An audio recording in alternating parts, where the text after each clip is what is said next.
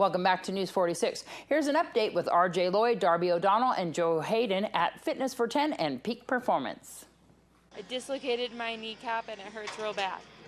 You've had some knee problems in the past. Oh yes, oh yes, oh yes. I dislocated my kneecap for the first time 6 years ago, and I actually had to quit volleyball because of it. So you kind of tailor your workout around knee issues, but especially today.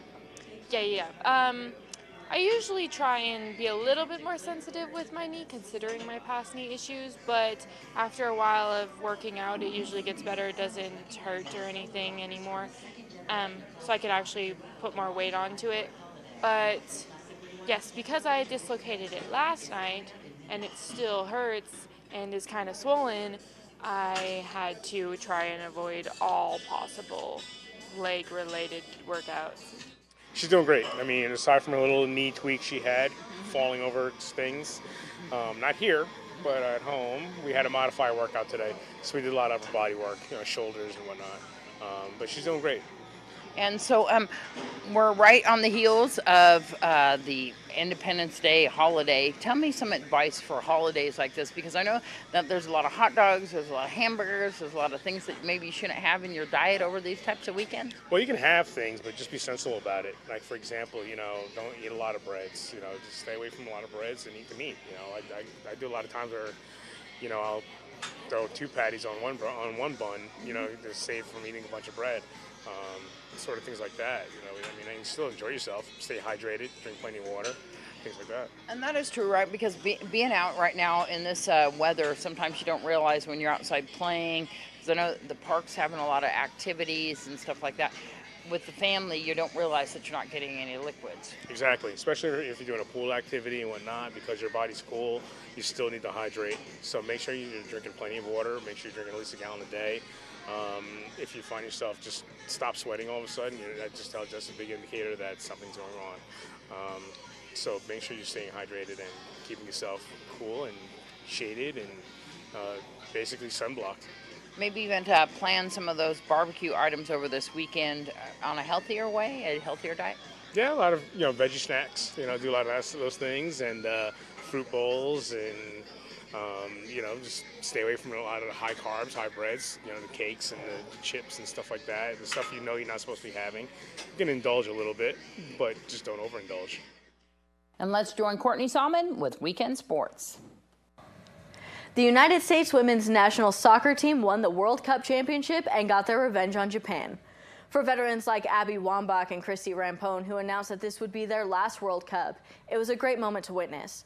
The United States defeated Japan 5-2, and even more impressive was that the United States scored 4 goals in the first 16 minutes of play. Carly Lloyd got the first ever hat trick, scoring 3 goals in World Cup final history. Japan scored their first goal right before halftime, and their second goal was actually an own goal off the head of Julie Johnston that goalie Hope Solo couldn't keep out. The United States made soccer history this weekend in so many ways, starting with Christy Rampone becoming the first 40-year-old to play in a World Cup game, and is the last tie to the 1999 championship team. The United States became the first nation to win 3 World Cups in 1991, 1999, and now 2015. And Carly Lloyd became the first American to win the Golden Ball Award since 1991 for her 6 goals and 1 assist in the tournament. She's the first person ever, man or woman, to score a hat trick in the final, let alone do it in 16 minutes with 1 of those goals from midfield.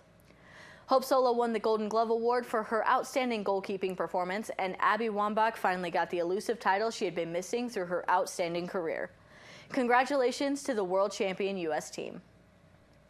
NASCAR was at Daytona International Speedway this weekend, and Dale Earnhardt Jr. came away with the victory. However, the big news today is more about the crazy crash that Austin Dillon endured. Dillon's car was literally flung in the air, did a barrel roll, and smashed into the catch fence, ripping a 60-foot hole in the fence. Dillon's car was ripped to pieces. Amazingly, he only suffered a bruised tailbone and bruised forearm. Some fans were treated for undisclosed injuries. The Pahrump Connie Mack baseball season is over for the 16U team. Their final record was 4-17. However, the 14U team still has a chance at making it to the playoffs, which start July 20th. They ended with a record of 8-11. This has been Weekend Sports. I'm Courtney Solomon with News 46. Thanks so much, Courtney. Summertime sends temperatures soaring in southern Nevada. For pet owners, this means new risks that they need to be on guard against. Please leave your pet at home if possible during these hot summer days. If you need to travel with your pet, do not leave it in a parked car with the window open. Temperatures inside cars can soar even with ventilation. Leaving your pet in a parked car is not the only thing pet owners need to be concerned about during the summer. One of the other risks pet owners should be concerned about is pavement or ground temperature. When the air temperature is over 100 degrees, asphalt, concrete, driveways, and even dirt are much hotter. Please make sure your pet is not in a situation where they can be injured or die, and avoid them standing on hot surfaces. Avoid heat-related illnesses and deaths for pets is really simple. First, you need to educate yourself about the signs or symptoms of heat stroke that include trouble breathing, inflamed gums, diarrhea with blood in it, vomiting, and heavy panting. In extreme cases, this can include unconsciousness. If these symptoms are present, owners should immediately bring them indoors where there is air conditioning and spray them with cool water or wrap the pet in a towel that's been soaked with cool water. Once the pet's temperature has cooled, bring the pet to a veterinarian to ensure there is no lasting or residual damage. The bluffing and betting begins this afternoon for thousands of poker players in Las Vegas, risking $10,000 each in hopes of winning several $1 million and being crowned the next champion of the World Series of Poker's main event. The days-long Texas Hold'em matchup, played by pros, amateurs, and celebrities, is the culmination of the 52-day annual tournament at the Rio All-Suite Hotel and Casino that started May 27th. The 9 players remained by July 15th will advance to the final table when they return in November for the chance to win several $1 million and poker's ultimate achievement. If close to 7,000 people enter like they did last year, the top winner could earn $8 million as a prize and a gold bracelet tournament organizers value at $500,000. We'll have Noah Beacon here with your weather when we return. News 46 weather is brought to you by your local dairy farmers. Dairy products are very important in maintaining a healthy body. Hello and welcome back to News 46. Today is Monday, July 6th. I sure hope all of you had a great 4th of July. Well, today we had isolated thunderstorms with a high of 101 degrees. Your average temperature around this time of year is 104 degrees. Winds were coming from the south-southwest today at 6 miles per hour with gusts up to 9 miles per hour. The UV index today was 7, which is high. Humidity was at 16% today. Sunrise was at 5:33 this morning, and the record high back in 2007 was 115 degrees. Well, tonight we'll have isolated thunderstorms with a low of 72 degrees. Your average temperature around this time of year is 80 degrees. Winds will be coming from the east-northeast this evening at 5 miles per hour with gusts up to 9 miles per hour. Humidity will be at 30%. Sunset will be at 8:05 this evening, and the record low back in 1939 was 63 degrees. Tomorrow we'll have sunny skies with a high of 100 degrees and a low of 69 degrees. Winds will be coming from the south-southwest at 9 miles per hour with gusts up to 16 miles per hour. Humidity will be at 20%. Sunrise will be at 5:34 tomorrow morning, and the UV index will be 10, which is very high. For our 7-day forecast, we have sunshine all the way across the board.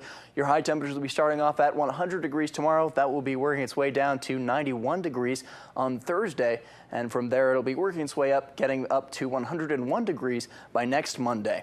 Your low temperatures will be starting off at 69 degrees. That'll be going down, hitting 63 degrees this Thursday. And then that will also be working its way up to 71 degrees by next Monday.